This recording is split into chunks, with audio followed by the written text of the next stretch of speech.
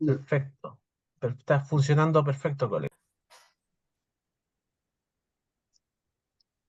Bueno, muy buenas tardes. Siempre en virtud del tiempo hemos tratado de comenzar en la hora, así que bienvenidas y bienvenidos todos, ¿cierto?, a esta séptima sesión del Laboratorio de Estudios Medievales. En esta ocasión nos acompaña el profesor Ítalo Fuentes, ¿no? Para quienes no lo conozcan, el profesor Fuentes es magíster en Historia, docente en la Universidad Metropolitana, en la Universidad de Chile y también en la Universidad de Finisterra, fundador del grupo de música y teatro medieval Calenda Maya, y cierto especialista sobre todo en los temas de la cultura, el arte en el mundo medieval. Y hoy día, ¿cierto?, nos va a exponer o va a presentar, ¿cierto?, en este laboratorio el tema paganismo y música en la simbólica de la música medieval. Música. Eso es, perdón, paganismo mística, perdón, leí mal, paganismo mística en la simbólica de la música medieval. Eh, Durante la intervención pueden hacer consultas o observaciones en el chat, o si no, bien, al final damos siempre un espacio para el diálogo y la conversación.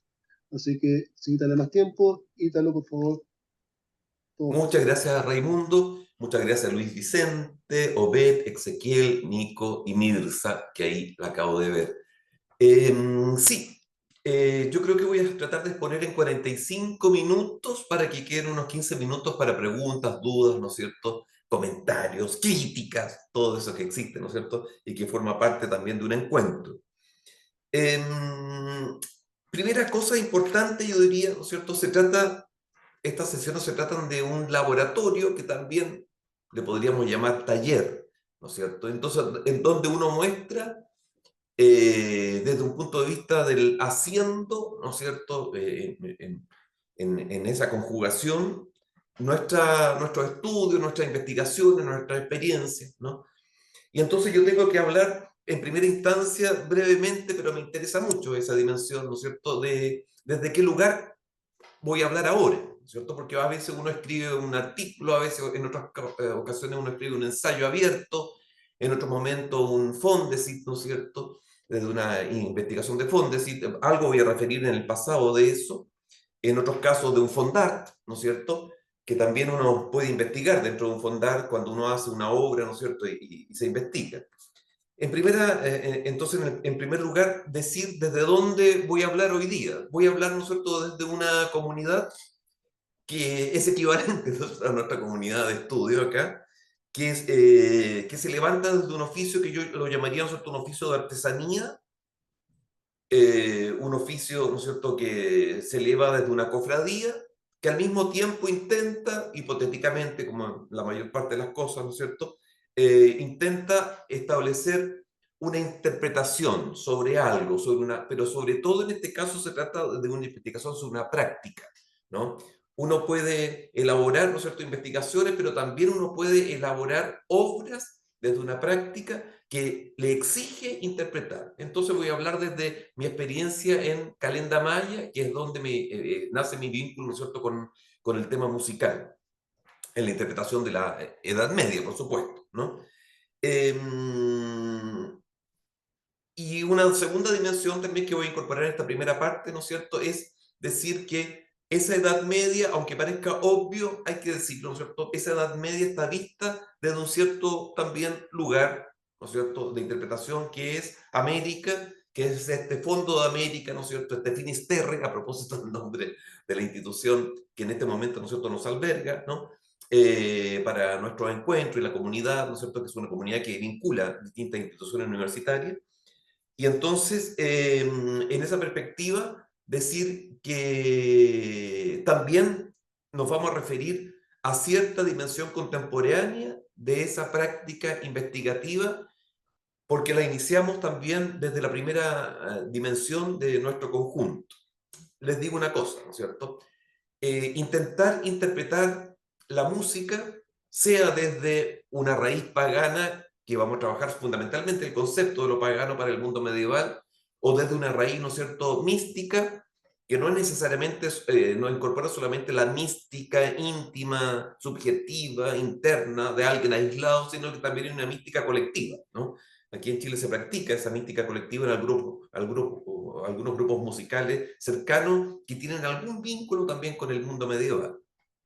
Entonces, hace años atrás, en el año 1988, cuando con Jorge Matamala iniciamos la organización, ¿no es cierto?, de un grupo musical, invitando a algunas personas que luego se fueron sumando, la gran pregunta era, ¿de qué modo podemos intentar reconstruir el sonido, ¿no? El sonido en la historia, ¿no? Por supuesto, hay momentos en que los datos son tan ricos, ¿no es cierto?, para reconstruir ese sonido, sobre todo de la música barroca, por decirlo así, ¿no es cierto? ¿Ah? Los antecedentes son mucho más enriquecidos sobre las posibilidades de recrear ese sonido, ¿no? En la perspectiva, ¿no es cierto?, que no solamente hay partituras, ¿no es cierto?, sino que está evidenciado en esa misma partitura los instrumentos, los ritmos, ¿no es cierto?, el tempo, que es la velocidad de una pieza musical, ¿no? La afinación, se fijan, ¿no? ¿Qué escalas se están usando de afinación para determinadas piezas? Detalle incluso, ¿no es cierto?, de la posibilidad, ¿no es cierto?, de recrear un mundo desde la perspectiva musical en sí mismo. Pero ahí mismo, ¿no es cierto?, una primera advertencia, ¿no? En la experiencia moderna que tenemos desde la música, sobre todo, yo diría, a partir del siglo XIX, tenemos la experiencia nosotros de asumir una contemplación del sonido en sí mismo, ¿cierto? Tenemos la posibilidad de asistir como espectadores a escuchar, ¿no es cierto?, músicos que en general se visten de modo muy neutro, casi invisibilizándose en esas individualidades, ¿no es cierto?, porque no importa tanto la escena, ¿no es cierto? Uno puede ir a ver la ejecución de los instrumentos, uno diría, ¿no es cierto?, pero la verdad es que hay una neutralidad, ¿no es cierto?, en esa dimensión, en esos personajes que van a interpretar una obra moderna, sobre todo en la perspectiva de un sonido puro en sí mismo, ¿no? Influye un poco la sala, evidentemente, la acústica, la sala, todo eso, pero en fin, ¿no es cierto?, pero es el sonido. Y al mismo tiempo que verificamos esa contemplación del sonido en sí mismo, establecemos lo que uno podría llamar nuestra situación. Somos espectadores, auditores, ¿no es cierto? Espectadores frente a una representación allí, ¿no es cierto?, pero que no es una obra, sino que más bien la reproducción de un sonido, y entonces asistimos como espectadores auditivos, en general, ¿no es cierto?, neutralizándolo lo más posible, ¿no es cierto? Sabemos que un error en un momento de un aplauso es un pecado en una sala, ¿no es cierto? Entonces, el silencio, ¿no es cierto?, de la escucha, etcétera, ¿no? Bueno, esa contemplación no nos sirve mucho para el mundo medieval, ¿no? En el mundo medieval no hay propiamente, ¿no es cierto?, no está el sonido en sí mismo, aunque el sonido existe, por supuesto, y hay interpretaciones de ese sonido, lo vamos a ver un poquito más adelante, pero siempre es en un contexto, ¿no es cierto? Se trata de una música que está ubicada en un contexto ritual pagano en algún momento, ¿no es cierto?, en medio de una naturaleza, lo voy a decir así inicialmente, ¿no es cierto?, ya, para imaginar el espacio. Es posible imaginar, ¿no es cierto?, grutas en donde ciertas músicas paganas se ejecutaban en el mundo medieval, pero también la podemos imaginar, ¿no es cierto?, en un ritual eclesiástico, dentro de una catedral, dentro de una pequeña capilla montañesa de un monasterio, ¿no? ¿No? Podemos imaginarnos esa música en una peregrinación desde el punto de vista religioso, pero también podemos ver fiestas abiertas que tienen también una dimensión mística, ¿no es cierto?, pero que tienen que ver con una mística del éxtasis colectivo. En algún sentido todavía lo vivimos esa dimensión, ¿cierto? Entrar en un éxtasis colectivo, no individual, con otros, ¿cierto? En un sonido repetitivo, ¿no es cierto?, y en una danza que permite esa posibilidad de entrar en un trance, ¿no? Por lo tanto, la mística no es solo la mística que a veces vemos, ¿no es cierto?, en algunas imágenes modernas del siglo XVII, quizás, ¿no es cierto?, del mundo de algunos conventos, donde la persona se aísla, está sola, ¿no es cierto?, y sufre un éxtasis, sino que más bien esto es un éxtasis, ¿no es cierto?, con otros en un espacio a veces abierto, ¿no?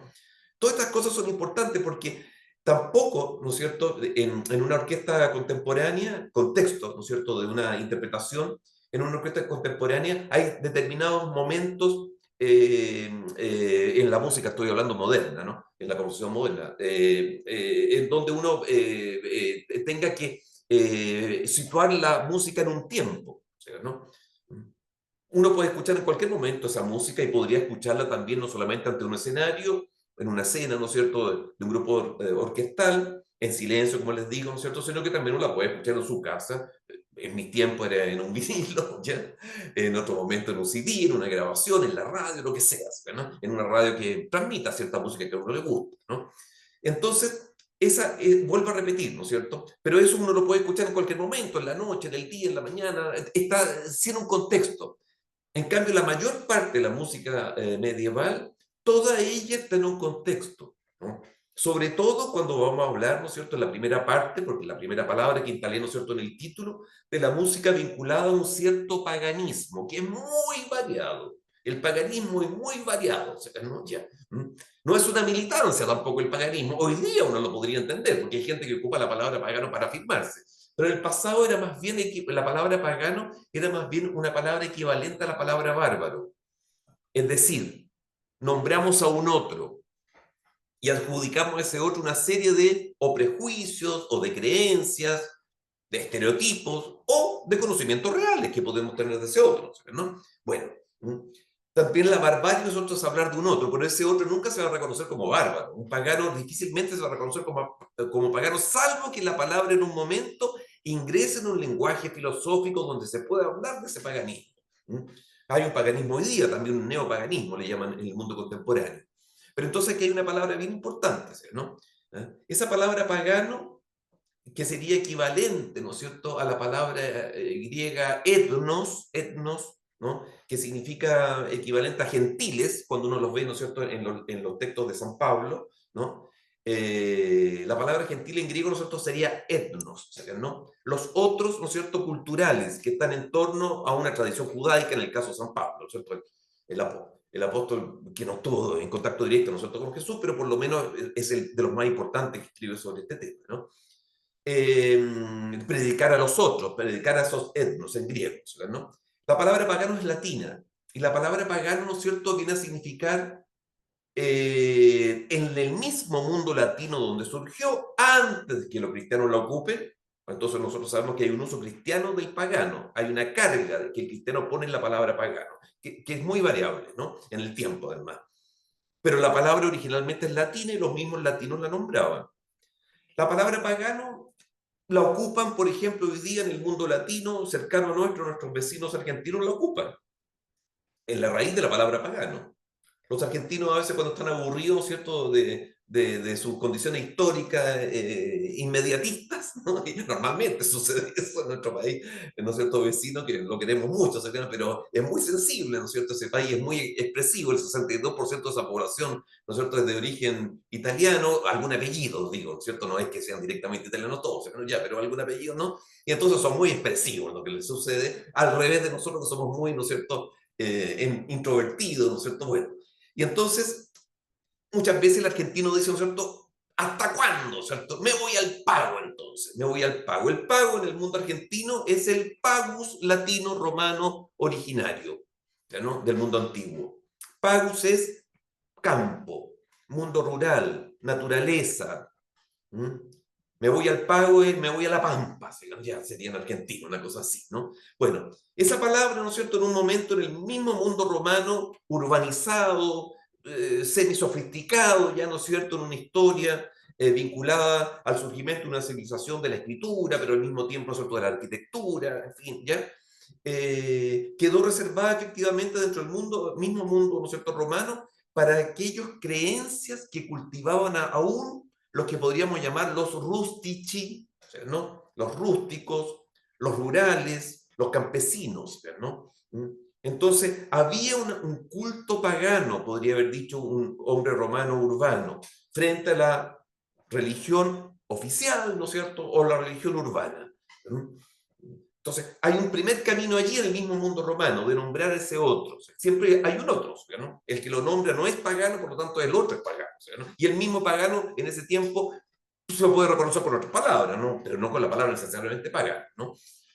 Y entonces, en el momento que surge, aparece, ¿no es cierto?, el cristianismo circulando por este imperio romano antiguo, los cristianos van a adoptar esa palabra que ya estaba en el lenguaje latino y la van a ir cargando también de cierta experiencia un poquito más amplia.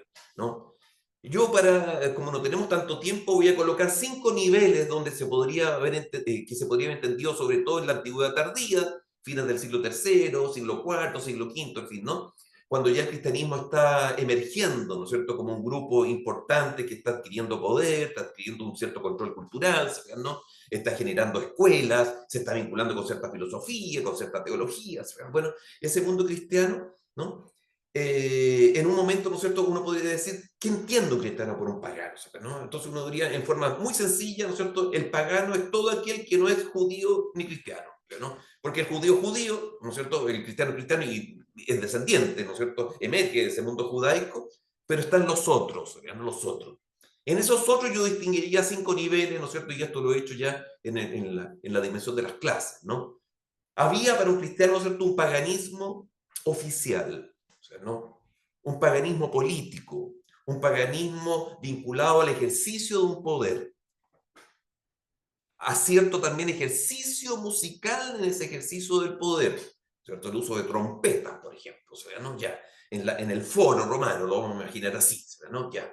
Entonces, ese paganismo oficial, ¿no es cierto?, es un paganismo que está establecido sobre todo en la antigüedad tardía, en cierto culto, ¿no es cierto?, al emperador, ya, no es lo único, pero por lo menos instalémoslo ahí para no complicarnos demasiado, o sea, ¿no? Entonces, hay un culto imperial, ¿no es cierto?, al emperador que al mismo tiempo se verifica en una genealogía divina, sagrada, la divinización, ¿no es cierto?, de la persona del emperador y cierta genealogía sagrada que en algunos casos se nutre de experiencias orientales, algunos dioses orientales que influyen y se cruzan a veces, ¿no es cierto?, el culto a Osiris, a Isis, el culto a Mitra, persas, ya, que ingresa al imperio, pero también, ¿no es cierto?, existen los propios dioses romanos anteriores, evidentemente, ¿no es cierto?, el culto a Saturno, ¿no es cierto?, a Júpiter, a Marte, a Venus, en fin, ¿no es cierto?, ya.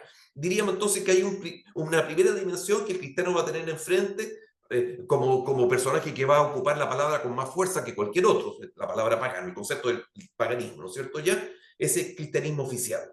Pero en segundo lugar, ¿no?, ese mismo cristiano se va a ir relacionando argumentalmente con aquellos a los cuales debe enfrentarse, ¿no es cierto?, sus adversarios, entre comillas, ¿no es cierto? Por eso hay una obra que se llama Adversus Paganos, ¿no es cierto?, de Paulo Orosio, ¿ya? Entonces, contra los paganos, ¿no? Pero fundamentalmente, ¿no es cierto?, ahí nos vamos a referir a lo que uno podría llamar un rasgo distinto a ese culto imperial, al rasgo, ¿no es cierto?, filosófico, o sea, ¿no? Una dimensión filosófica con la cual se va a establecer distancia, pero también proximidad. Es muy ambigua esa relación. Y también en nombre del tiempo voy a hablar, ¿no es cierto?, de qué modo los cristianos se van a ir involucrando con algunos filósofos que a lo mejor tenían cierta influencia cristiana, pero no estaba demasiado claro, ¿no es cierto?, vinculado al neoplatonismo, o sea, ¿no? Ya. Entonces, en ese segundo rango vamos a hablar nosotros del paganismo en tanto filosofía pagana, intelectualidad pagana, o sea, ¿no?, sofisticada, precisa, ¿no? Neoplatonismo nos va a servir mucho para el mundo medieval porque vamos a ver que ese neoplatonismo emerge en cada instante en el mundo medieval, o sea, ¿no? En un momento lo vamos a ver encarnado en una mujer, ¿no es cierto?, que es la misma Hildegard, pero en otros autores importantes, y va a influir en el sentido musical también, ¿no? Y ligado a ese neoplatonismo, lo sabemos muy bien, ¿no es cierto?, porque a veces se confunden, sobre todo desde la ciudad de Alejandría, el neopitagorismo, que ya ahí nos introduce una dimensión musical, ¿no? Hay un autor importante que es Boecio, o sea, ¿no? Ya, ¿no?, como discípulo, ¿no es cierto?, del neoplatonismo, sobre todo de Plotino, iniciador, uno diría, ¿no es cierto?, del neoplatonismo y otros autores más, ¿no es cierto?, dentro del mundo neoplatónico. Pero ahí entonces el cristiano tiene dudas, ¿no? Es decir, me enfrento a esa filosofía pagana, pero al mismo tiempo parece que no estamos tan lejos de esa perspectiva, ¿no?, desde el concepto de lo uno, de Plotino, ¿no es cierto? Bueno, o el origen del alma, ¿no?, qué es el alma, o el nous, ¿no es cierto?, neoplatónico. Ya, segundo rasgo, tan distinto, porque muchos de esos neoplatónicos a poco le importa el poder político a uno de ellos, ¿cierto? Viven una vida retirada más bien en Alejandría, ¿te fijas, no? Están en una dimensión casi mística, el mismo Plotino, ¿se fijan, no? Que fue de familia cristiana, pero aparentemente defendió ciertos conceptos anteriores, filosóficos, de Platón, ¿se fijan, no? Ya. Bueno, hay un tercer grado también, ¿sí? ¿No? Distinto, muy distinto. Pero la palabra entonces, Dios mío, tan ambigua es, ¿sí? ¿No? Pero se refiere a algo común, el otro, ¿sí? De nuevo, ¿sí? ¿No? El neoplatonismo vinculado a los cultos populares, ¿no es cierto?, urbanos de Roma, donde transitan muchas mezclas cosmopolitas de creencia, aparte de las religiones orientales, pequeñas religiones y sensibilidades rurales que han ingresado a la ciudad, porque ha habido migración de campo a ciudad. Por supuesto, después habrá migración de ciudad a campo, ¿no es cierto? Ya, el éxodo, ¿no es cierto?, de ciertas ciudades hacia el siglo IV, V, ¿no? Los monjes, en fin, todo eso, ¿no? Ya, pero esa dimensión, ¿no?, tiene que ver entonces con una perspectiva distinta del paganismo, ¿no? Un paganismo lleno de dimensiones vinculadas a ciertas supersticiones, un paganismo de dioses menores vinculado a la fecundidad, Príapo, ¿no es cierto? Ya, ¿no? Todo ese paganismo que uno podría ver que se ejerce en una gran fiesta, que es el centro de una obra incompleta que se ha conservado, ¿no es cierto?, de un gran escritor y que se llama, ¿no es cierto?, y está vinculada sobre todo, ¿no es cierto?, a lo que uno podría llamar la posibilidad de asomarse a esa cultura urbana popular, que un gran historiador italiano la trabaja como la cultura plebeya, ¿no es cierto?, Ranuccio, Bianchi, Bandinelli, una obra bien interesante sobre, ¿no es cierto?, la cultura del helenismo, y ahí entonces le instala la palabra plebeyo, ¿no? Y entonces, en esa dimensión, en ciertas obras acontece, en ciertas obras incluso novelescas, ¿no?, acontece ese mundo plebeyo complejo, de pequeñas creencias, ¿no?, de andróginos, ¿no es cierto?, que circulan en los mitos urbanos de tribus urbanas romanas, que eran muy ricas, ¿no es cierto? Bueno, esa posibilidad, ¿no es cierto?, de acercarse a un cristianismo popular, urbano, plebeyo, de tribus urbanas que no tienen que ver con las grandes corrientes filosóficas, ¿no es cierto?, sino que más bien de creencia en pequeñas religiones acotadas, familiares, tribales urbanas, en ese sentido. Cuarto, posibilidad, Dios mío, un paganismo étnico. Un paganismo étnico que no envuelve solamente entonces la cultura latino, greco-latina, helenística, los que están al borde de ese mundo greco-latino, ¿no? Y aquí está Ezequiel, además, que es experto en este mundo, además, ¿no es cierto? Lo que uno llamaría, ¿cierto?, las creencias de pueblos independientes al mundo latino y que al mismo tiempo muy resistentes también en su cultura, en su modo de ser, ¿no? El mundo celta, ¿no es cierto?, el paganismo étnico celta o el paganismo étnico germánico, ¿no?, con sus propios ritos, sus propios dioses, sus propios fundamentos, ¿no es cierto?, teológicos, vinculados a lo que uno podría llamar la construcción de un mundo sagrado, ritual, ¿no?, en fin, ¿no? Complejísimo, ¿no? Es un paganismo muy distinto al paganismo urbano de la ciudad de Roma, ¿no? Y luego, del Imperio Romano, más bien, alrededor, ¿no es cierto?, de la estructura urbana de todo el imperio. Y luego, un paganismo propiamente rural romano, ¿no?, que no es étnico, sino que es rural, el campesino romano que aludíamos al comienzo de esta apertura, ¿no? Bueno, pues bien, de todos ellos, ¿no es cierto?, los cristianos van a describir rituales.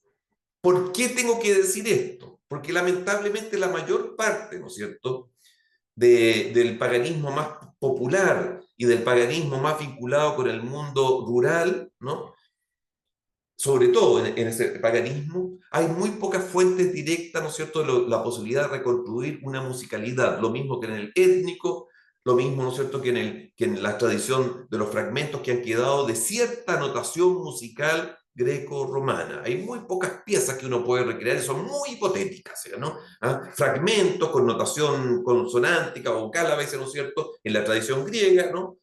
Fragmentos, ¿no es cierto?, en el mundo romano, ¿no? Y entonces no alcanza, uno diría, ¿no es cierto?, a tener toda la riqueza musical de eso, pero sí lo que tenemos, ¿no es cierto?, es que se nombran instrumentos de todo tipo, ¿cierto? Liras, salterios, címbalos, ¿no? Vinculados, ¿no es cierto?, la flauta de Pan, ¿no?, en fin, ¿no?, el aulos, ¿no? Bueno, ¿dónde es? Porque aparte de haber algunos restos arqueológicos de estos instrumentos, ¿no es cierto?, están nombrados sobre todo por los cristianos de manera negativa. Pero afortunadamente los nombran, sabemos lo que pasa. Hay una gran desconfianza del mundo cristiano en la antigüedad tardía por el paganismo vinculado a la música, ¿ya? Porque se entiende que la misma música sensual, erótica, pero también música que puede llevar un trance colectivo, ¿no? O a una exageración, ¿no es cierto? En fin, ¿no? De la vida, de acuerdo al pudor de los primeros cristianos, que son muy pudorosos y muy cometidos. No estamos hablando del cristiano general de la historia, ¿no es cierto? De ese cristiano original, heroico, ¿no es cierto? Del mundo del pasado, de la antigüedad tardía, ¿no es cierto? Muy riguroso, en alguna medida, en cierto sentido puritano, ya, y cuando uno los lee, uno dice, Dios mío, qué exigencia, ¿no? De vida, ¿no? Bueno, en ese mundo, ¿no es cierto?, hay una mala imagen de la música pagana, sobre todo de la música instrumental, ¿no es cierto? El peligro de usar los instrumentos. Vamos a ver que en el mundo medieval eso lentamente va a sufrir un cambio, ¿cierto? De los instrumentos, ¿no es cierto?, despreciados como instrumentos cargados por seres espirituales ajenos, demonios, propiamente tal, ¿no es cierto? Se habla también de los demonios que habitan, ¿no es cierto?, en esa cultura pagana, ¿no? Como Daimon también, no solamente demonios como el diablo, ¿no? Demonios desde el punto de vista de espíritu oscuro, ¿no? Allá, la palabra Daimon, usted sabe que en griego es bastante positiva, ¿cierto? Pero estamos hablando de la palabra demonio ya pronunciada por los mismos cristianos. Y entonces, en esa perspectiva, ¿no?, vamos a ver de qué modo esos instrumentos lentamente en el mundo medieval van a ir conquistando un espacio que era muy desconfiado, ¿no es cierto?, por los mismos cristianos. Primera parte, ¿no es cierto? Los datos que tenemos de esa música pagana originaria, por lo menos desde donde quiero partir, desde la antigüedad tardía, siempre está dicha por el otro, que es el cristiano en general, ¿no? Hay muy poca notación, en fin, salvo, uno diría, ¿no?, en lo que quedaba de ciertas teorías neopitagóricas para esa antigüedad tardía. Estoy diciendo, no estoy hablando del mundo griego antiguo, ni del mundo romano republicano, no, de la antigüedad tardía, ¿no? Y entonces, ahí vuelvo a repetir, ¿no es cierto?, la apreciación siempre es una apreciación de un otro, pero por lo menos uno dice hay una descripción. Pero hay una descripción también negativa de qué cosa uno diría, de esa música. ¿Para qué se usa esa música? Para rituales, para fiestas colectivas, ¿cierto?, que el mismo cristiano va a decir, estas son fiestas orgiásticas, ya, ¿no?, vinculadas, ¿no es cierto?, a exageración, etcétera, etcétera, ¿no? Bueno, les muestro un primer objeto, ¿no es cierto?, de nuestro taller como Calendamaya, ¿no? Un libro, o sea, un pequeño libro, ¿no es cierto?, que nosotros editamos algunos años atrás, vinculado a la recepción de esta música cuando, después de un largo proceso cultural e histórico en el mundo medieval, esta música sea, ¿no es cierto?, integrada conflictivamente siempre, ¿no es cierto?, a ciertas tradiciones vinculadas con grupos cristianos, donde el cristianismo ya es triunfante plenamente, ¿no es cierto?, ya desde la antigüedad tardía, que hay un triunfo, ¿no es cierto?, relativo, importante, hasta, ¿no es cierto?, la consolidación, pero siempre el paganismo convivirá con el mundo cristiano, o sea, como una base y un fundamento, y hay que tener cuidado en esto, o sea, que me parece importante decirlo. El mundo pagano inevitablemente para el mundo cristiano va a ser un fundamento, o sea, ¿no?, porque el mundo pagano es ese mundo que conecta con los sentidos, que conecta con las materias, que conecta con los cuerpos, cuerpos que se mueven, cuerpos que celebran, o sea, ¿no? Y entonces, normalmente uno diría un cristianismo puro, absolutamente ajeno a esas tradiciones, muy difícil comprenderlo con la misma naturaleza humana. Aquí hay un elemento que no es menor, o sea, ¿no? El paganismo posee una cierta dignidad profunda de una naturaleza humana, aunque uno quiera verlo desde una perspectiva, ¿no es cierto?, cristiana, como errónea frente a una cierta ética de conducta, ¿no? Pero el paganismo es muy sabio en esa naturaleza humana, de tal manera que siempre el cristianismo, ¿no es cierto?, por más que quiera distanciarse, va a tener vínculos con ese paganismo porque es parte de la naturaleza humana. Celebrar en conjunto, danzar, bailar, ¿no es cierto?, etcétera, ¿no? Les coloco un ejemplo de contraste, ¿no es cierto?, cuando en un determinado momento podemos leer el siguiente texto que ya posee partitura musical, que ya posee instrumentos, ¿no es cierto? No los dice exactamente, pero uno puede reconstruir esa música a través de ciertos instrumentos que están disponibles ya en un determinado marco, ¿no es cierto? Hago un gran salto para poder establecer este contraste, ¿no es cierto? Y leo, ¿no es cierto?, el texto. El texto dice lo siguiente, ¿no? Introibo ad altare vaci, ad eum quilietificat cor hominis, potemus, aufera nobis quesumus bace, cunta vestimenta nostra, ut ad taberna populorum nubis corporibus mereamur introide, per omnia pocula populorum stramen. ¿No? ¿Qué dice este texto? Entraré al altar de Baco, hacia él, quien regocija el corazón del hombre, quien regocija el corazón del hombre. Bebamos, saca de nosotros, por favor, Baco, todas nuestras vestimentas para que merezcamos entrar con nuestros cuerpos desnudos a la taberna de las copas, por todas las copas de las copas. Y aquí, ¿cuál sería el equivalente a un amén, ¿no es cierto? ¿No? Stramen, ¿no? Vino bueno con sabor, bebe el abad con el prior, y el convento de lo peor bebe con tristeza.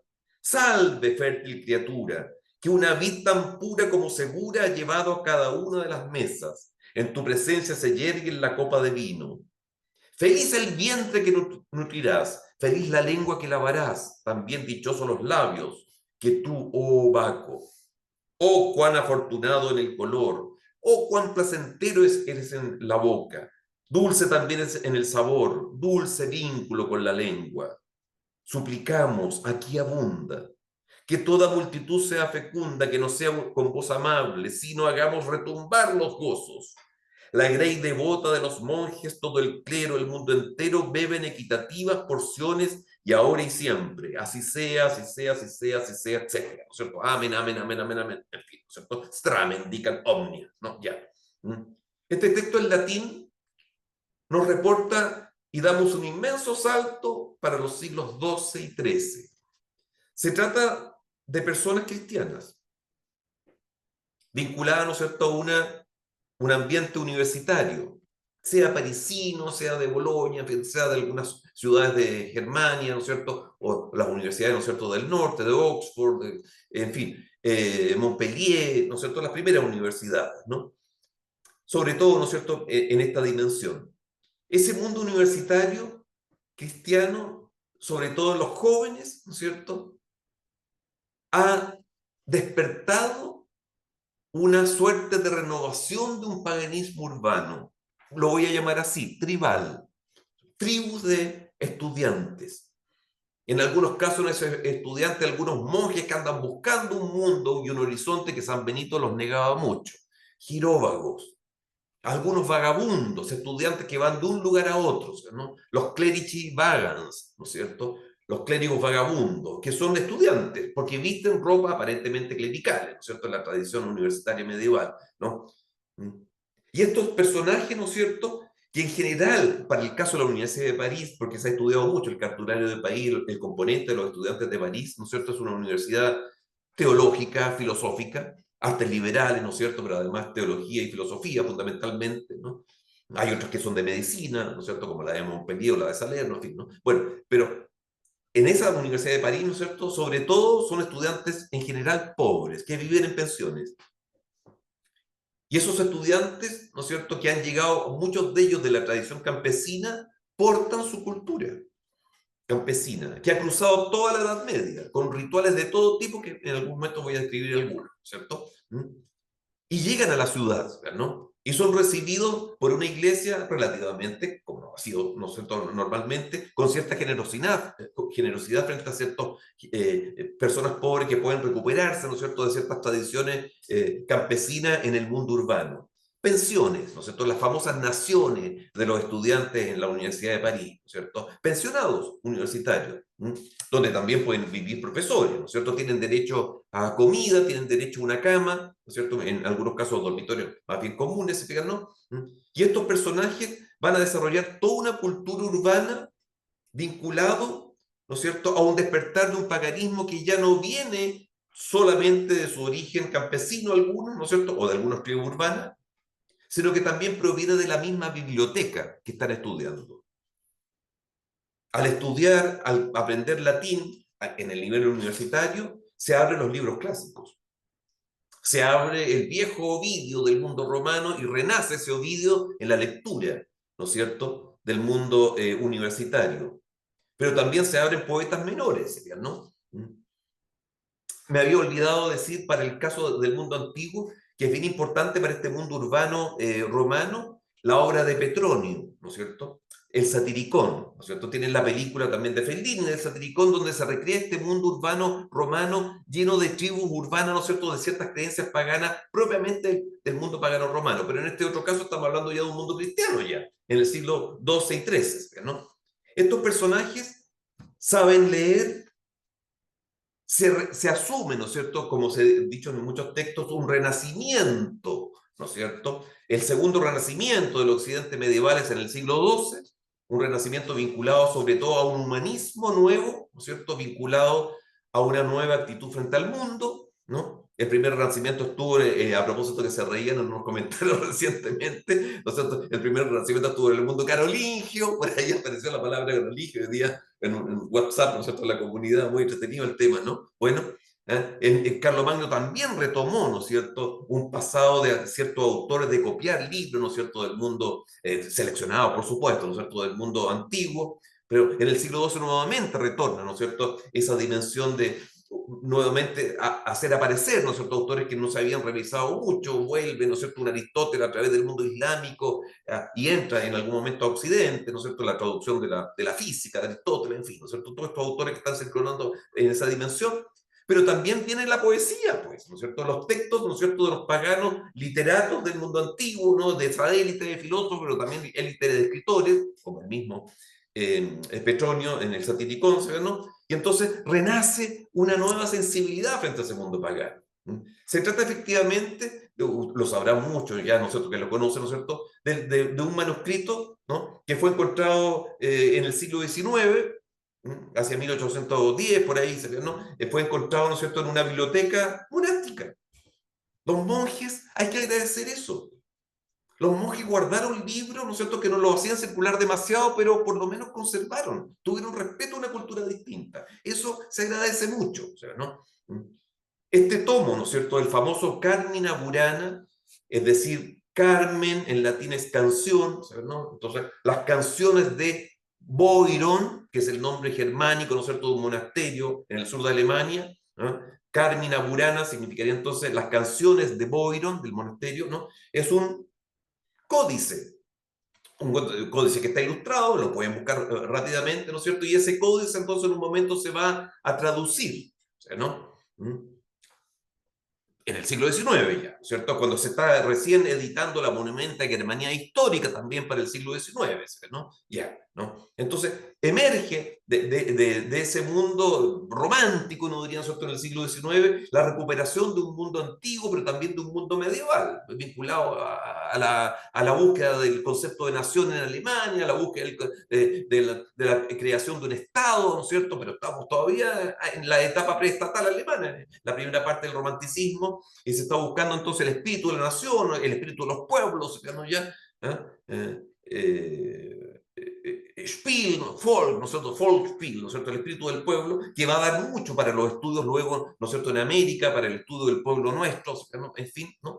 Y luego, al mismo tiempo, se está generando, ¿no es cierto?, un despertar de un estudio. Bueno, ese códice, ¿no es cierto?, que se conservó, probablemente, ¿no es cierto?, fue copiado por los mismos monjes que recogieron poesías de jóvenes universitarios, y cuando digo la palabra joven me puedo remitir a San Agustín, ¿no es cierto? San Agustín dice en un momento que la juventud llega hasta, algunos se van a sentir felices acá, hasta los 49 años, por si no lo saben, que es un concepto muy erróneo, ¿no es cierto?, de creer, ¿no es cierto?, que ya una persona se considera vieja en la edad media de los 40, lean a San Agustín, ¿no es cierto?, ya, y se van a dar cuenta nosotros que para él la juventud hasta los 49 años, una dimensión etaria que él divide, ¿no es cierto?, y genera un espacio así, ¿no? Bueno, pero entonces había viejos estudiantes universitarios, ¿no es cierto?, hay un archipoeta de Colonia que ya es un hombre de edad, pero es un estudiante universitario, pues eterno, existen todavía, tienen todo el derecho además la gente, ¿no es cierto?, hoy día, bueno, pero en esa posibilidad aparece entonces este mundo que recoge desde la biblioteca una tradición pagana literaria y la renueva, ¿no es cierto?, en la versificación de poemas que son canciones, porque el Carmina Burana tiene partitura musical. Ese Carmina Burana, por si no lo saben, ¿no es cierto?, fue en un momento reinterpretado. La partitura medieval original fue reinterpretada por un gran músico moderno del siglo XX, Karl Orff, en Alemania, ¿no es cierto? Bueno, y según dicen los mitos nuestros, yo todavía estoy buscando la certeza de eso, se había estrenado por segunda vez en el mundo en Santiago, porque después de la derrota de Alemania en el año 45, llegaron algunos alemanes que lograron generar, ¿no es cierto?, una versión del Carmina Burana en el Teatro Baquedano de la Plaza Baquedano nuestra, ¿no? Es decir, de la Plaza Dignidad en este momento. Y entonces la obra de Karl Orff, ¿no es cierto?, es una de las obras insignes, ¿no es cierto?, del Teatro de la Universidad de Chile, o sea, ¿no?, tradicional, ¿no? Se había estrenado muy pocos años después, ¿no es cierto?, de inauguración del mismo teatro, ¿no es cierto? Bueno, desde esa perspectiva, Carmina Burana, ¿no es cierto?, va a tener un primer rostro que es a través de un compositor moderno.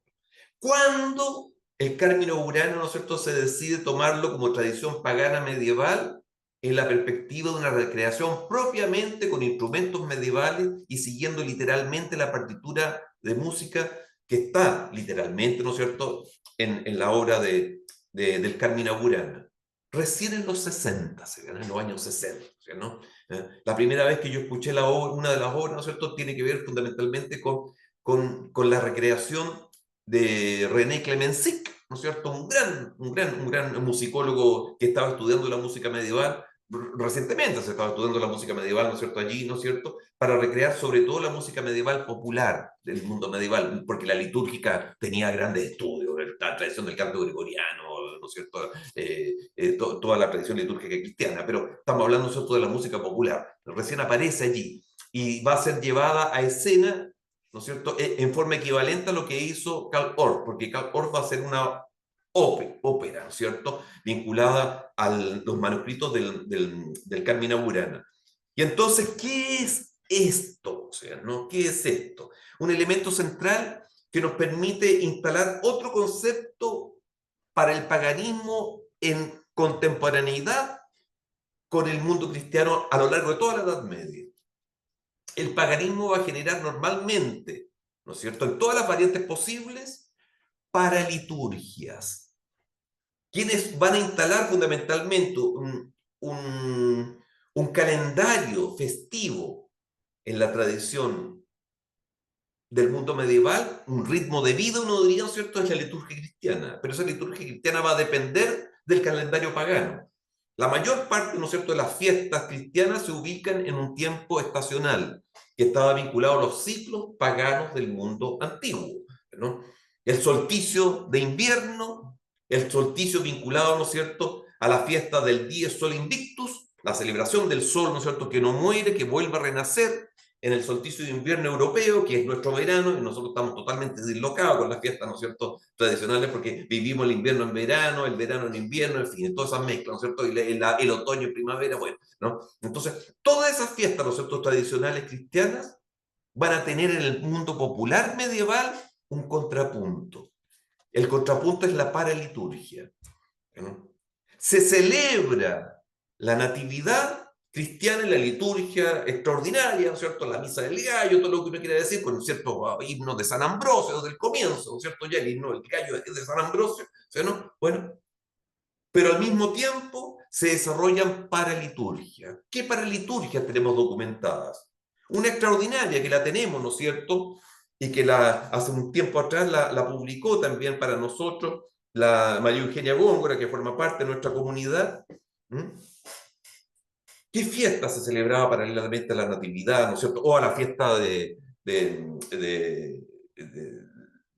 vinculada fundamentalmente, ¿no es cierto?, a la muerte o a la leyenda, ¿no es cierto?, de los santos inocentes, ¿no? El mes de diciembre está vinculado a los santos inocentes, la fiesta de San Juan Evangelista. San Juan Bautista está en verano en Europa, que sería, ¿no es cierto?, nuestra fiesta invernal acá de junio. El solsticio de invierno nuestro es el solsticio de verano en Europa, y es San Juan Bautista, San Juan Evangelista estaría vinculado, ¿no es cierto?, a la fiesta solsticial de Natividad, pero al mismo tiempo está la cuaresma, ¿no es cierto?, o cercano a la cuaresma, 38, 42 días, depende, ¿no es cierto?, de la espera, ¿no es cierto?, de la natividad, y al mismo tiempo también un personaje, ¿no es cierto?, que era un monje de Asia Menor, que se va a incorporar, ¿no es cierto?, en nuestra tradición navideña, ya en el mundo medieval, pero no tenía nada que ver con Santa Claus, de San Niklaus, San Nicolás, ¿no? ¿Ya? Que es un monje que comenzó a recibir chicos huérfanos en un monasterio, ¿no es cierto?, en Asia Menor, ¿no?, en Anatolia, en fin, ¿no?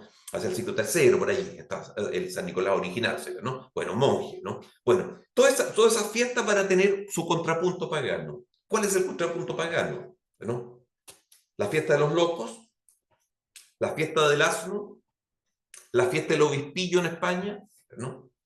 Al mismo tiempo que se celebra en ese proceso, ¿no es cierto?, del Adviento, esa cuaresma de espera de la Natividad, con, ¿no es cierto?, San Nicolás, con la Natividad misma, la noche, ¿no es cierto?, el día siguiente, el triunfo, la resurrección, y luego, ¿no es cierto?, la fiesta de San Juan Evangelista, y luego, ¿no es cierto?, la tradición vinculada a los santos inocentes, el 28 de diciembre, etcétera, etcétera, toda esa tradición, ¿no es cierto? Bueno, tiene su contrapunto pagano constantemente en el mundo medieval. ¿Y dónde uno lo nota eso? Que normalmente, ¿no es cierto?, los padres de la iglesia, originales del mundo más bien antiguo, los abades de los monasterios, los escritores monjes, ¿no es cierto?, del mundo medieval, acusan esas fiestas paralelas, la paraliturgia. O sea, ¿no? Esta de Baco, que le acabo de leer, es una paraliturgia, ¿no? Y habría que leerla más o menos así, ¿no? Introibo ad altare Bacchi, adeot quid letificat cor hominis, potemus, ese potemus que bebamos es oremos, ¿no es cierto? Aufera nobis quesumus Bacche, cunta vestimenta nostra, uta, etcétera, ¿no es cierto? Es una liturgia musical a la cual se le ha cambiado la letra y el sentido, ¿no es cierto?, en la fiesta. Una paraliturgia que al mismo tiempo hace, ¿no es cierto?, comedia, ¿no es cierto?, sátira, ¿no es cierto?, de la fiesta original. Pero eso es vivido en general, ¿no es cierto?, por el mismo pueblo. El pueblo tiene doble rostro, entonces un corazón pagano en una fiesta, ¿no es cierto?, y en otra dimensión un corazón católico, ¿no es cierto?, instalado en la misma iglesia, ¿no? Bueno, otro ejemplo posible que nos vincula con nuestras tradiciones cercanas a nuestro país. ¿Y qué hora es? Ah, estamos más o menos en el tiempo, ¿eh? Ya. Voy a ir cerrando para tener algunas preguntas. Hay muchos temas que se abren aquí, ¿no es cierto? Bueno, el árbol, la fiesta del árbol, que tiene como un ejemplo, y cierro con esto, ¿no?, un ejemplo decisivo, la tradición por ejemplo, ¿no es cierto?, de la muerte de Bonifacio, cuando Bonifacio en tiempos carolingios, a propósito de nuevo, ¿no?, Bonifacio le corta el árbol a los sajones en la zona de Germania, no los anglosajones de Britania, los anglosajones de Germania, entra al bosque de Sajonia, ¿no es cierto?, y corta el gran Irminsul, Yggdrasil, que es otro nombre del árbol sagrado, el culto a los árboles, que lo tenemos en nuestro pesebre, además que va a ingresar ese culto al árbol en nuestro pesebre cristiano en el mundo actual, ¿no? Bueno, la primera celebración fue San Francisco de Asís, ¿no es cierto?, del pesebre. Bueno, es bastante tardía, uno diría todo referente a la Edad Media, y entonces en ese mismo árbol va a ser celebrado, ¿no?, en primavera también, no solamente en invierno, ¿no? El árbol de invierno y el culto al árbol de invierno. Ahora aparece el árbol de primavera, ¿no? En Assisi, una ciudad italiana donde el Calendamaggio ha viajado muchas veces, se celebra el Calendimaggio. Calendimaggio significa el 1 de mayo, fiesta de consagración de la primavera, que se ha iniciado hacia fines de marzo. En la fecha medieval era el 24 de marzo, el 21 da lo mismo. El 24 de marzo, ya, se ingresaba al mismo tiempo a la espera de la Semana Santa, se estaba vinculado en ese tiempo, pero al mismo tiempo, ¿no es cierto?, está la ceremonia del árbol de primavera, Calendimaggio, ¿no? El árbol de la calenda de mayo, ¿no?, el culto al árbol sagrado, que se llena de flores, ¿no es cierto?, y se le colocan las flores antes que florezca, ¿no? Entonces, como invitar al árbol a florecer. Bueno, ese mismo árbol va a llegar a América, ¿no? Va a permanecer en nuestra natividad, pero ese mismo, con canciones, por supuesto, y con música, pero ese mismo árbol va a aparecer, ¿dónde uno diría, ¿no?, en la celebración de un giro que da, ¿no?, en América, la tradición del árbol sagrado, del árbol de mayo. En América, nuestros campesinos van a celebrar la Cruz de Mayo, que es un árbol. El leño sagrado, el madero sagrado, el árbol, ¿no? Ese árbol, ¿no es cierto?, de la Cruz de Mayo, está también muy bien tratado en un libro precioso que ustedes deberían conocer, de un gran monje benedictino, muy amigo de un monje que murió recientemente, ¿no es cierto?, Mauro Mattei, Gabriel Guarda, que se llama La Edad Media en Chile, ¿no es cierto? Bueno, la Edad Media en Chile. Bueno, en esa Edad Media en Chile aparece también esa tradición de la Cruz de Mayo, ¿no? Y la Cruz de Mayo, cuando yo la primera vez, y cierro con esto, la fui a celebrar, ¿no?, a la zona de Ranca, al sur de Santiago, en el mundo campesino, con Manuel Gallardo y un grupo de poetas a lo divino, ¿no es cierto?, en la zona, a propósito del próximo martes, que hay una charla sobre este tema, ¿no? Bueno, don Manuel era portador de una cruz familiar, ¿no?, que la guardaba aquí en Santiago, porque era trabajador en Santiago, o sea, había venido del campo a la ciudad. Y en el momento de la fiesta de mayo, ¿no es cierto?, en el plenilunio de mayo, por decirlo así, ¿no es cierto?, ya, esa cruz se llenaba de flores como un árbol, volvía a florecer. Cierro con esto. Ese árbol de la vida, que es la cruz de mayo, está en la tradición judía pues, también, por eso también se incorpora. Es el árbol de la vida, no el árbol del conocimiento, el árbol de la vida paradisíaco, en el paraíso. Génesis de la Biblia. Luego, ese mismo árbol, ¿no es cierto?, sufre el sacrificio, porque los árboles son sacrificados, son cortados, sacrificio en la figura de Jesús. Pero ese árbol, ¿no es cierto?, promete un florecimiento. Y ese mismo árbol, Hildegard von Bingen, para por lo menos nombrar a esta gran otra mujer música, ¿no es cierto?, que incorporó la tradición de los instrumentos musicales de mucho más participativo, ¿no es cierto?, en sus poemas, en su cancionero. Ese árbol va a volver a estar presente en la Jerusalén celestial del futuro, ¿no? Y ahí hay un cruce. El árbol pagano, ¿cierto?, de la tradición, convertido en la cruz, como árbol de la vida en el Génesis, como el árbol de la resurrección, ¿no es cierto? Ya, las flores de Don Manuel que anuncia, ¿no es cierto? Y el retorno del árbol al final de la historia, ¿no es cierto? El árbol escatológico. Quedo hasta aquí, Raimundo, porque creo que se me pasó un poquito la mano. Ya, como siempre. Sí. Muchas gracias, Ítalo, en todo caso. Para las preguntas, hay muchas posibilidades, hay mucho material además, en fin, pero es lo que se puede hacer en una charla así.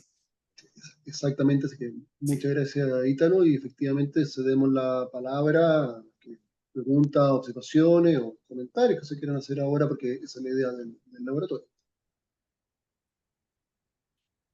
Siéntanse libres de cualquier cosa para preguntar, sobre todo de música, ¿no es cierto? Ya. No hay preguntas tampoco en... La Jimena está levantando la mano. Sí, adelante. Sí, muchas gracias, Ítalo. No, me quedé, más que pregunta, pero me quedé pensando en varias cosas. Eh, en este tema de lo pagano, cómo se mete, ¿no es cierto?, en la sociedad cristiana. Los mismos goliardos con su poesía tienen este juego, ¿no es cierto?, aludiendo a Baco, etcétera, pero también hay poesía en honor a la Virgen, hay poesía Claro, por amorosa, supuesto. hay poesía haciéndole la paz. Pedro Abelardo tiene ese himnario religioso, claro. Claro, y hay Claro. poesías también haciéndole la pata a un obispo para tener plata, ¿no es cierto? O sea, eso es muy divertido como esa transformación. Y Claro. por otro lado, me acordé de un libro precioso de Jack Hears que se llama Fiesta y Carnavales de Loco, Y Fiesta. carnavales, sí. Claro, y hay una parte que tú mencionas de esta paraliturgia, como incluso una fiesta cristiana que está al interior de la iglesia se va transformando a medida que se va hacia el exterior. Así Entonces, es. Una procesión. una procesión, una Claro. procesión. Y fíjate que yo estudiando los partos también, y la cultura del parto, etcétera, también están distintas, las mujeres partían o buscaban la protección de ciertas santas, etcétera, pero también el uso de ciertos como amuletos ya más antiguos Sí. y la búsqueda de ir a fuentes concretas. O sea, hay espacios como del exterior que son muy relevantes, además de todas las festividades que tú vas mencionando. Entonces, es muy Lo que interesante. lo que un chino notable nombra como la topofilia hoy día. El gusto Topofilia. por ciertos lugares sagrados, ¿te fijas, no? Claro, entonces, Grutas, fuentes de agua, orillas de como ríos, ¿te fijas? la Claro, continuidad de esos la lugares continuidad. sagrados también muy Eso es. presente. claro, Eso, porque muy interesante y muy relevante mostrar esa porosidad, o sea, esa conexión exactamente. también, no es algo tan cerrado ni Cerrado, delimitado. Y eso claro. me gustó mucho. Gracias. Claro, uno diría, ahí te fijas que en el paganismo hay una sabiduría de lo humano muy profunda a la Sí, cual el cristianismo no pudo rechazar. Hay una sensualidad del mundo natural. Te doy un dato importante. Si nosotros nos vamos, porque con el Calenda Maya nosotros hemos tenido muchos encuentros con el mundo popular nuestro, sobre todo campesino, del canto a lo humano, del canto a lo divino, para poder ejecutar música medieval. ¿Por qué? ¿Cuál es la pregunta? ¿No? Porque durante un largo tiempo se interpretaba la música medieval de acuerdo a la escuela de la Ars Antiqua, o sea, con el canto barroco y no con el canto rústico más plano medieval. Entonces, en un momento con Jorge Matamala dijimos, no puede ser, y coincidimos también con un gran músico judeo-francés, ¿no es cierto? ¿Dónde están esas voces arcaicas que pudieron haber sido? Porque es una hipótesis, ¿no es cierto? Bueno, ¿dónde están esas voces arcaicas que cantan, ¿no es cierto?, desde una perspectiva mucho menos sofisticada, no contaminada con la dimensión posterior, ni renacentista ni barroca, o sea, medieval, ¿no? Ya, esa edad media en América, como te decía hace poco, ¿cierto? Y esa edad media en América existe, ¿no es cierto? Porque a esa edad media de América llegó la leyenda, los 12 pares de Francia, y entonces el mundo campesino le cantaba a Carlomagno, y la primera vez que escuché cantar de Carlomagno y me quedé extasiado fue en Rangue, el año 88, a Manuel Gallardo, que de repente cantó una canción de Carlomagno, y yo dije, ¿de dónde sacó la canción de Carlomagno? O sea, no, es una larga tradición. Rodolfo Lenz ya la había recogido a fines del 19 de un cantor mapuche en Puerto Montt, ¿no? Un cantor mapuche que cantaba Carlomagno, ya, ¿no? Carlomagno, los 12 pares de Francia, un gran artículo de Yolando Pino Saavedra, un gran estudioso, pero Rodolfo Lenz recogió antes eso, ¿no? Ya. Y luego, lo que uno llamaría, ¿no? La voz original, pero voy al dato. Con el Calenda Maya, que nos hemos acercado al pueblo para entender cómo era el pueblo medieval con el pueblo nuestro. Entonces, una posibilidad de interpretación esa, ¿no? Nos construimos con un proyecto Fondar un carro medieval, un carro medieval. Y entonces íbamos a ir a buscar a esas voces del pueblo con ese carro medieval y lo hicimos. Entonces, el primer destino fue todo el Valle de la Concagua, acá al norte de Santiago, no todo el Valle de la Concagua, de San Felipe, Los Andes, ¿no es cierto? Perdón, Putaendo, ¿no? Yayay, en fin, Quillota, Limache, que está un poquito más corrido, ¿no? Ya Tabolango, hasta Concord. Bueno, entonces, en ese giro, ¿no es cierto? El giro, como en el sentido italiano, ¿no es cierto? Del Calenda, nos encontrábamos con poetas a lo divino, de esa zona, que pertenecen a cofradías, y aquí está el mundo franciscano medieval, a cofradías de danzantes, cosa que el cristianismo siempre se ha alejado de la danza, aceptó los instrumentos, pero la danza, por favor, ya, ¿no? Entonces, estos danzantes, ¿no es cierto?, que son las cofradías de chino, que tienen estructura, que tienen cultura de grupos, de cofrates, es decir, hermandades, muy cómplices, ¿no es cierto? Ahí conocimos a uno que yo lo había visto desde antes, ¿no es cierto?, a Caballito Blanco, que es un alférez. Bueno, ¿cuál es la importancia de Caballito Blanco? Que en un momento, en una conversación, dice, ¿no es cierto?, que ellos no solamente celebran juntos y entran en trance.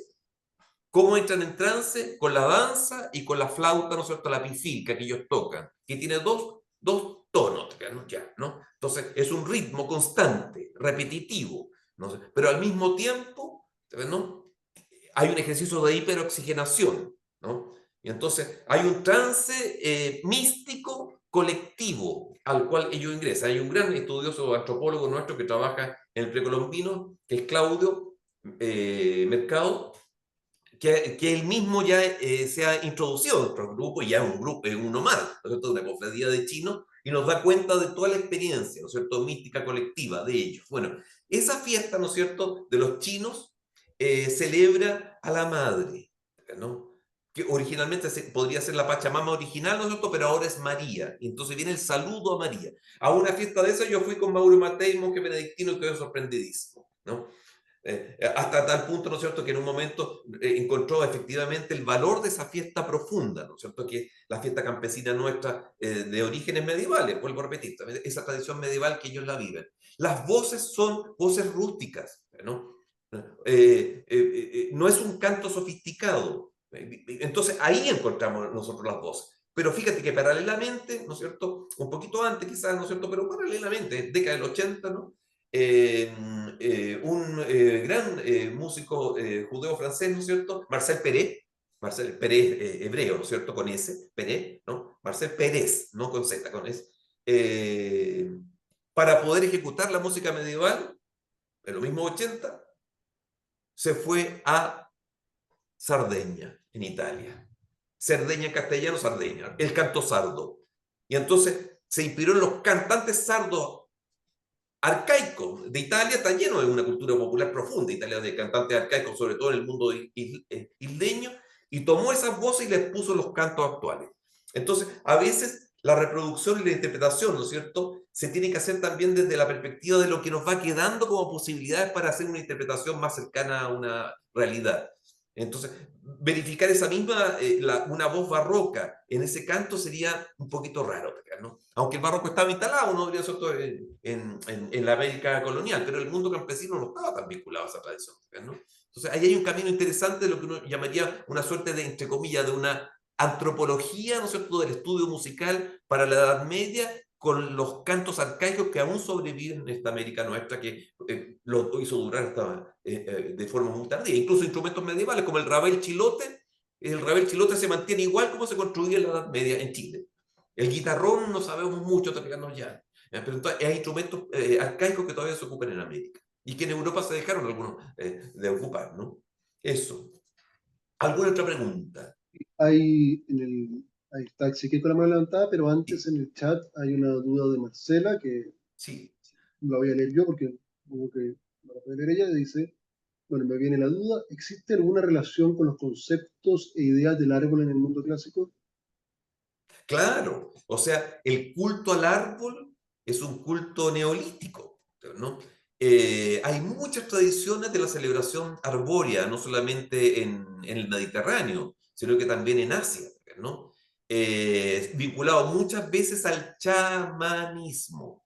No se olviden que siempre un chamán tiene un árbol, y inmediatamente hago el vínculo con América, con nuestro grupo étnico cercano, resistente, notable, ¿no? La tradición chamánica de las machi, les machi, los machi, en fin, con todas las variantes de nosotros los machi en Chile, ya es una tradición profunda y realmente importante a tener en consideración en el Pehuen, ¿no es cierto? Es decir, lo que nosotros llamamos araucaria, como árbol sagrado, ¿no? Entonces, el árbol sagrado va a aparecer muchas veces en las tradiciones más antiguas. En el mundo celta, en el mundo germánico, está el culto al árbol sagrado, pero viene de una tradición muy antigua, neolítica sobre todo, más que de cazadores neolítica, ¿no?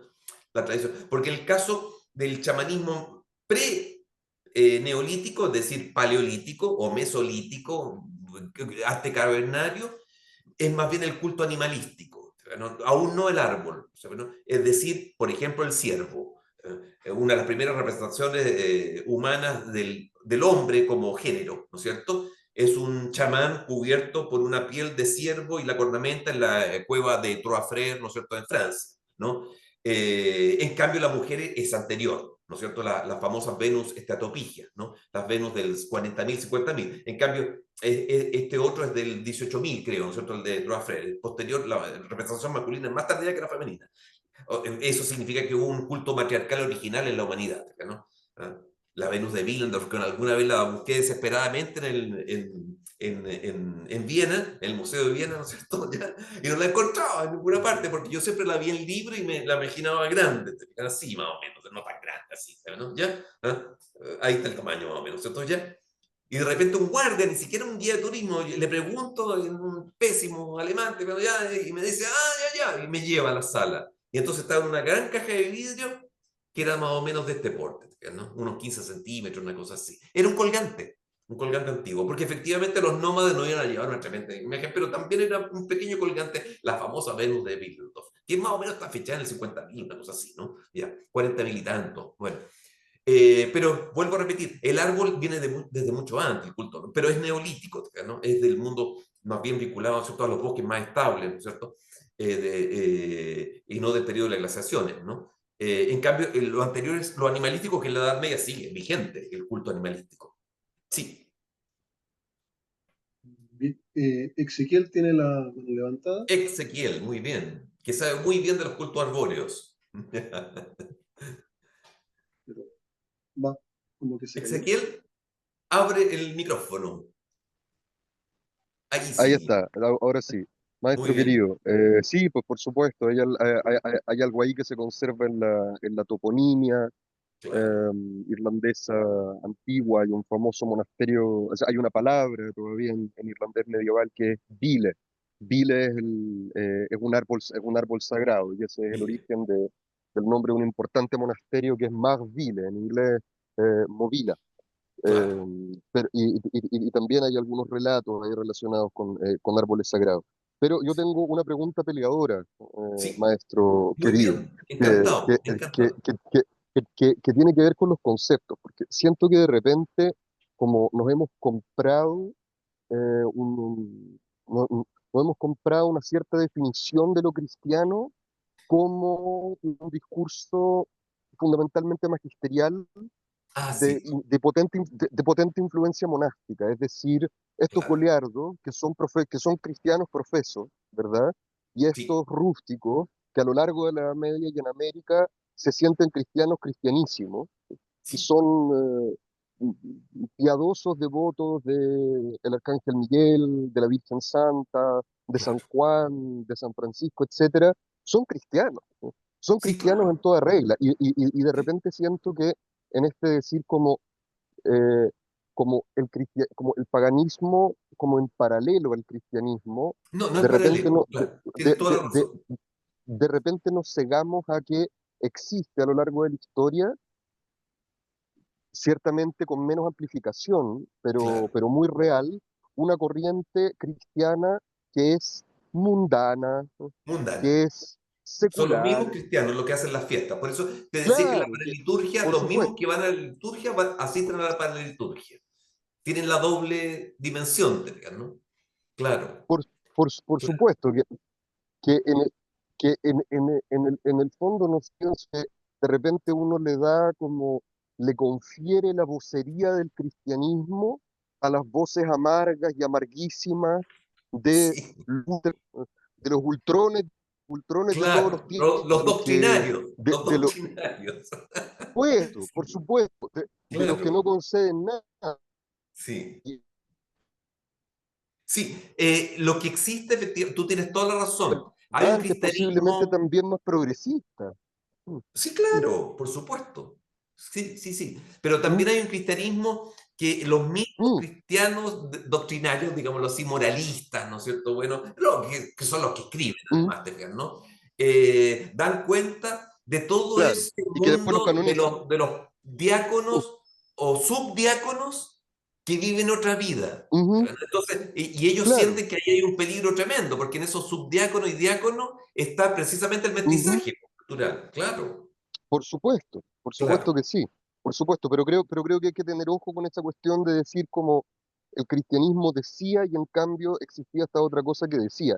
En el fondo claro, hay una voz cristiana laica que vive en contacto constante con sus cuerpos deseantes, móviles, totalmente. con, con sus comidas y sus bebidas, que en el fondo es la voz del laicado cristiano, es la Claro, voz de la mujer cristiana, que no la escuchamos también. porque en el fondo no se la canoniza, no se le da testimonio, etcétera, Sí. pero eso, pienso Mira, qué bueno que mencionar. dice esto porque de una manera sofisticada, de todas maneras, ¿no es cierto? Pero lo hace el caso, y que la otra vez lo conversamos en el Cajón del Maipo, en el monasterio de las Carmelitas Descalzas, ¿no es cierto? Hildegard von Bingen es un ejemplo importantísimo de esa otra lectura de un cristianismo mucho más vinculado a la naturaleza y además sin abandonar, porque pudo haber pasado por sospecha, pero en rigor pasó la prueba, ¿no? Ya de la doctrina, ese es el problema, ¿no es cierto? Tuve el apoyo de San Bernardo de Claraval, ya, pero Hildegard integra al cosmos, a la naturaleza, ¿no es cierto?, dentro de una tradición cristiana enraizada también y equilibrada con materia y espíritu. Y esa es una clave en la antropología hildegardiana, ¿no? Sabiendo que hay una jerarquía en eso, ¿eh? Que el espíritu es superior a la materia, lo que uno quiera, ¿no? Pero en un momento lo dice, ¿no? Una de las claves del universo fundamentales es que detrás de toda la creación humana está la música. ¿no? Entonces, el universo completo es una armonía genérica y esa armonía tiene reflejos musicales en el mundo natural, por ejemplo, en el canto de las aves, de los pájaros, pero al mismo tiempo en el alma humana, que la llevamos como recuerdo, y al mismo tiempo, y esa es la clave de Hildegard y la que defiende, en los instrumentos musicales. Entonces, y esa es la tradición de Boecio. Toma la tradición neoplatónica de Boecio y le incorpora esta tradición. Existe una música mundana que no es la música mundana de la discoteca, o sea, es la música del cosmos. La música del cosmos. Entonces, la música, vuelvo a repetir, ¿no es cierto?, de la naturaleza, ¿no?, en los instrumentos, las maderas, las cuerdas, ¿te fijas, no? Y la música, ¿no es cierto?, humana, que sería la música que uno porta en su arquetipo, ¿no? Entonces, la herencia del alma, del espíritu humano. Entonces ella dice, ni la música del cosmos somos capaces de escucharla, ni la música a veces del alma la podemos escuchar, pero tenemos que meditar, tenemos que tener experiencia interna para escuchar esa música interna, que el mismo San Agustín dice que existe, ¿te fijas, no? Pero al mismo tiempo, cuando escucho un instrumento que resuena, me despierta la música del alma y me hace consonar con la música del cosmos. Ahí hay un tremendo paso en Hildegard, porque acuérdate que el texto que leí la otra vez en el monasterio de las Carmelitas Descalzas, en tu territorio, del Cajón del Maipo, en Ezequiel, Sí, pues.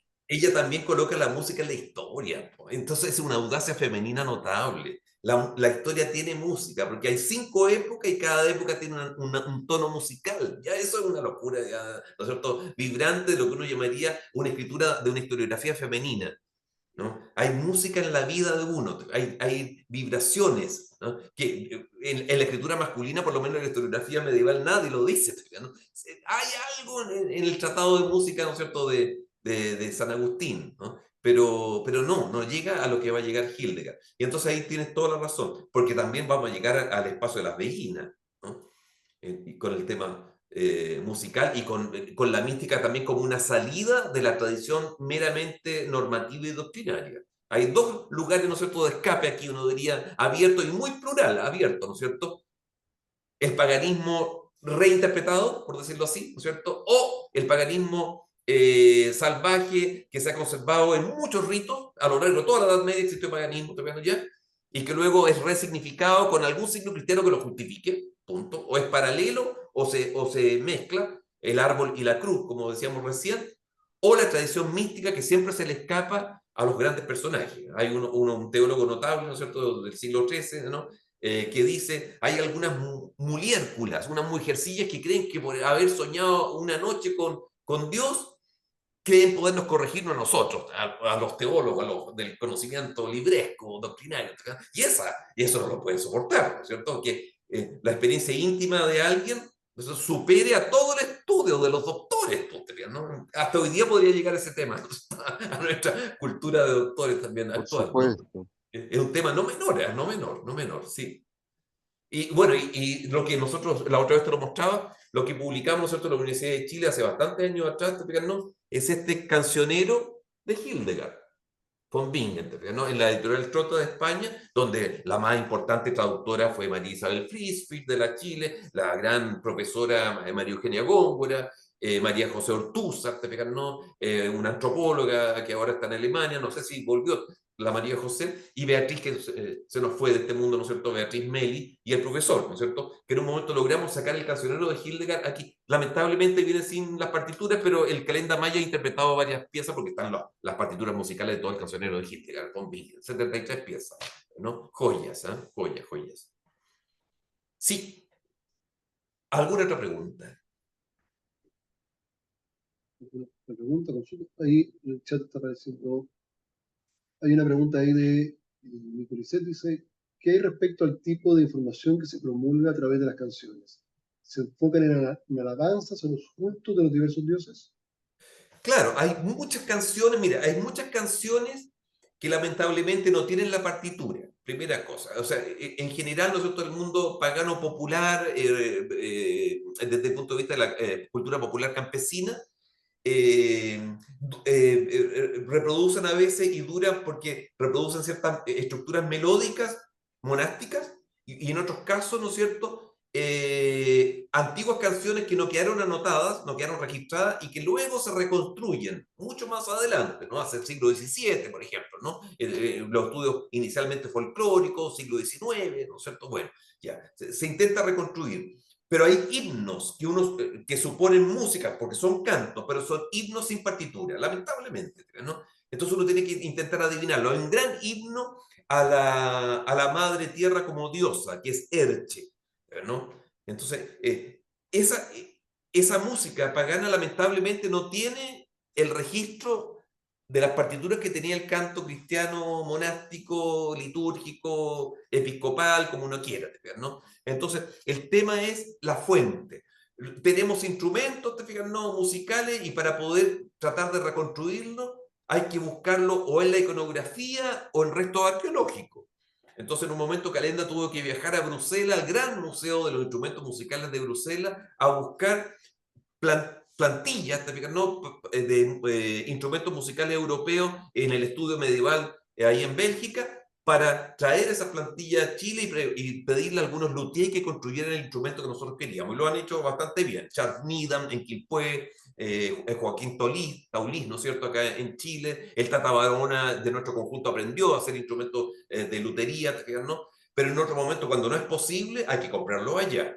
Entonces, en un momento estábamos en Assisi y le preguntamos a un gran lutero, luthier, ¿no es cierto?, de Assisi, ya me voy a acordar el nombre de este lutero, ¿no es cierto?, si era posible que nos construyera un hardy-gardy, ¿no es cierto?, un nombre británico, o una zanfona. Es un instrumento que se toca con un disco que gira y hace vibrar cuerdas, ¿no? Bueno, no sabíamos cómo se construía.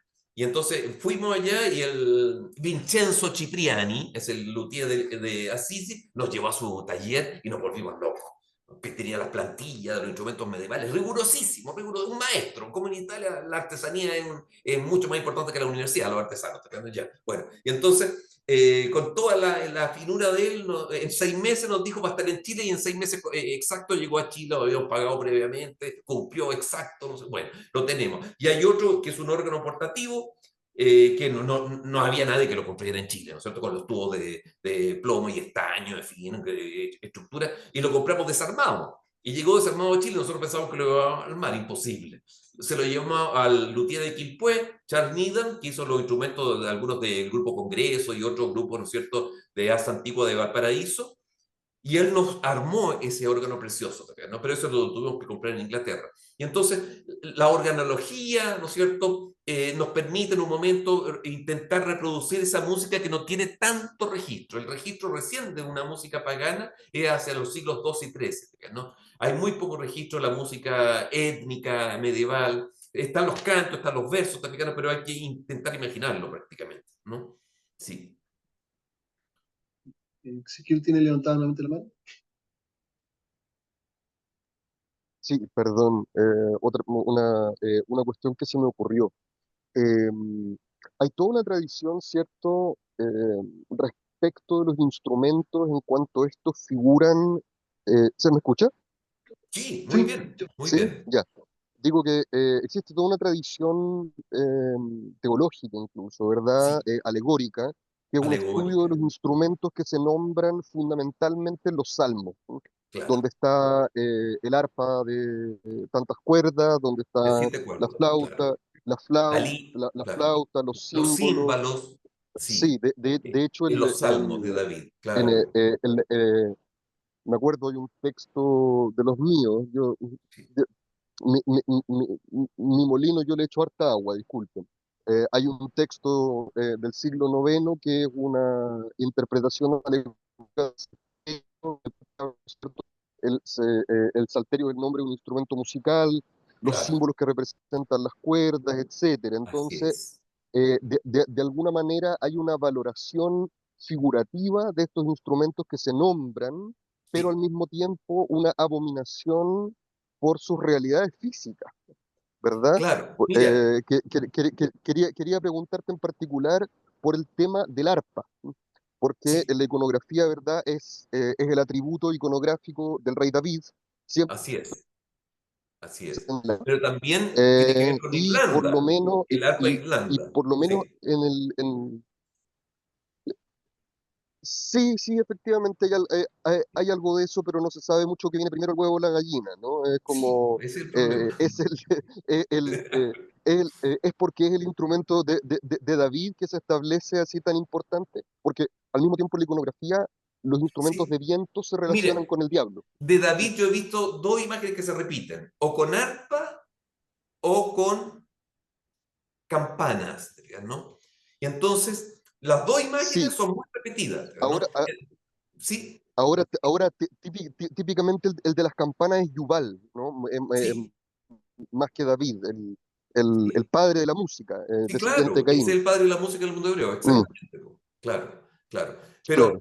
Pero el tema bien concreto, fíjate, frente a los instrumentos de cuerda, el mundo cristiano se abrió con cierta confianza, ¿no? A los instrumentos de cuerda, ¿no? Tanto la lira, el Ya. arco, ¿no es cierto? El salterio, ahí tenemos tres. Y una cuarta, ¿no es cierto?, que surge de un reemplazo, pero ya te voy a explicar por qué surge como reemplazo. Bueno, en cambio, los instrumentos de viento estaba mucho más ligado a divinidades Mm, paganas griegas, romanas o étnicas. ¿No? Por lo tanto, el instrumento de viento que podría mm, haber tenido forma fálica, en fin, ¿no es cierto? Ya, pero que despertaba otras vibraciones en el cuerpo que eran mucho más sensuales para una danza, etcétera. La flauta de Pan, un dios pagano. Bueno, hay una gran desconfianza en los instrumentos de viento hasta la aparición del órgano, ¿no? Del órgano portativo o el órgano de la antigüedad, que existían mm. órganos, ¿cierto? En el mundo antiguo, en el año 1000, hay un emperador que nombra, ¿no es cierto?, un órgano que se tocaba en el gran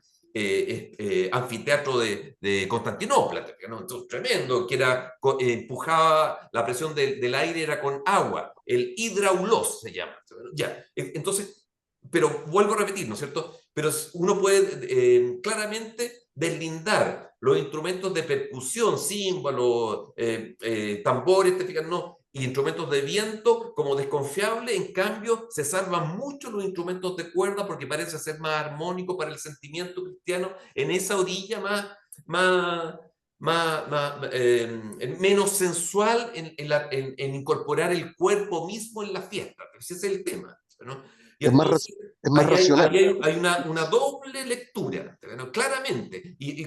Va a costar, mira, las trompetas, que se supone que en Los Ángeles tocan trompetas, está en la tradición de los salmos, está en la tradición del Apocalipsis, etcétera, la trompeta, en fin, ¿no es cierto? El ángel del Apocalipsis, ¿no es cierto? La trompeta y resucita los cuerpos en los cementerios, está en el himno de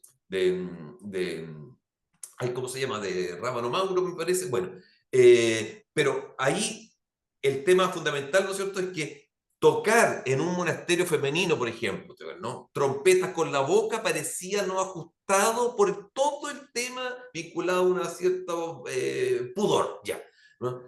¿Y qué sucede entonces? Que inventan un instrumento que suena como trompeta, pero sea de cuerda frotada. La tromba marina, que tiene una forma como de trompeta, el sonido sale por delante, o sea, por la parte de abajo, no por frente, uno le puede hacer, pero fundamentalmente la parte de abajo, ¿no? Pero tenía que sonar como una trompeta, por lo tanto medio gangoso. Un sonido así hay que sacarle. Bueno, nosotros cuando le mandamos a fabricar a Charles Needham una tromba marina que ya la había fabricado antes para el Arsa Antigua de Valparaíso, tenía cierto conocimiento, nos dijo lo más difícil es hacer el sonido de una trompeta en un instrumento de cuerda, ya gangoso, en fin, sonoro, en fin. Y la clave estaba en el puente que tiene que ser asimétrico, porque tiene que, en un momento con la vibración de la cuerda, tiene que vibrar la madera del puente con la tapa del instrumento, así, golpeando. Y eso hace ese sonido gangoso. Cuesta mucho, porque hay que colocarlo en un punto de lija exacto, ¿no?, para que pueda vibrar como un tímpano, en el fondo como el yunque el tímpano, por decirlo así, ¿cierto? No el tímpano mismo, el yunque el tímpano, ¿no? Bueno, ahí hay toda una dimensión que tenía que ver que en los monasterios femeninos se podía tocar la trompeta con un arco para evitar la relación pudorosa, porque tanto el mundo hebreo como el mundo cristiano heredaron una cultura del pudor. a diferencia del mundo greco-romano, que tenía una cultura sensual, evidentemente, ¿no? Bueno, la desnudera normal en el mundo griego, la desnudera normal en el mundo romano, la desnudera era un escándalo. Cuando Noé llega a la nueva tierra y planta una vid, ¿no es cierto?, y bebe el fruto de la vid, todo es corto ahí en el tema, ¿no es cierto?, porque es un texto mítico, ¿no es cierto?, ya se embriaga y se desnuda, y los hijos quedan espantados, ya. Y luego, ¿no es cierto?, cuando David vence, ¿no?, a los que resistían en la ciudad de Jerusalén, que es previa a los judíos, ¿no es cierto?, en ese momento, y él vence y conquista Jerusalén, se desnuda completo y entra tocando címbalos solo primero, ¿no es cierto?, por la ciudad, y es un escándalo para la familia también, ¿no? Bueno, todos esos temas influyen mucho en la consideración de la música, el tema del pudor, ¿no?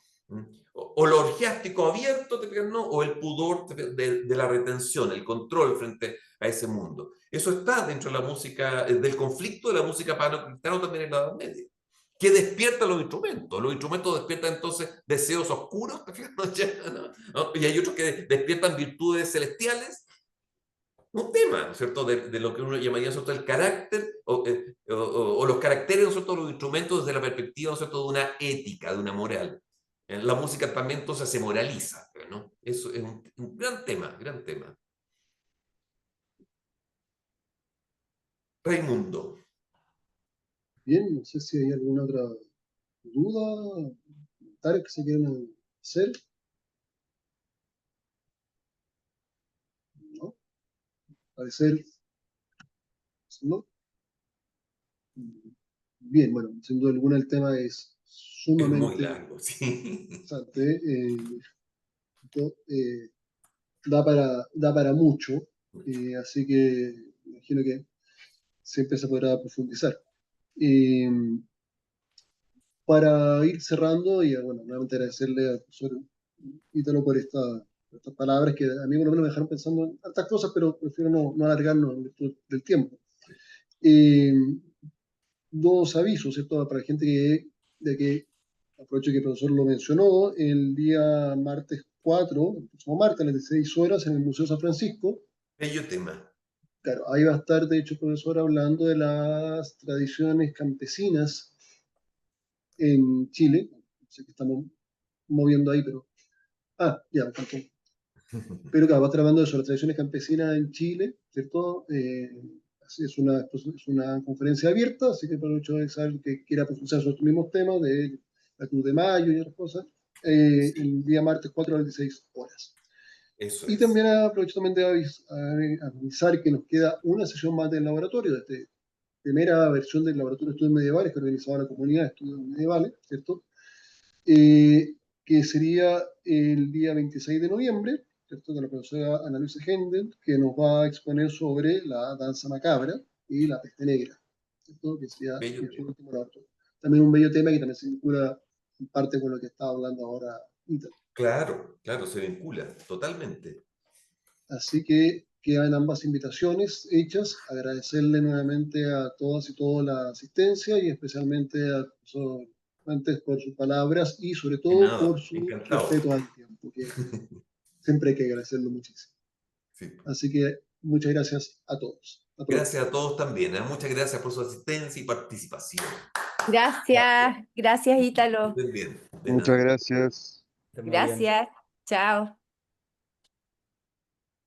¿A dónde está el